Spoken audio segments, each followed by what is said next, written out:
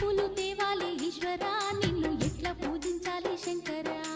ఏ పూలు తేవాలి ఈశ్వరా